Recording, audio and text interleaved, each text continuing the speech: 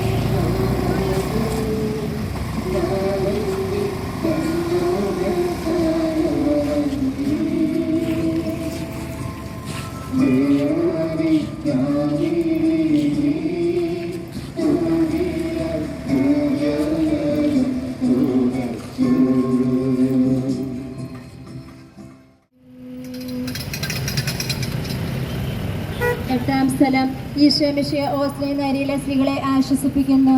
ഈശോ മിശിഹായെ ഞങ്ങൾ അങ്ങയെ കുമ്പിട്ട് ആരാധിക്കുന്നു. എന്തുകൊണ്ടെന്നാൽ വിശുദ്ധ കുരിശാൽ അങ്ങ് ലോകത്തെ രക്ഷിച്ചു. ഓസ്ലത്തിലെ തിരുവൻ സഹായമായ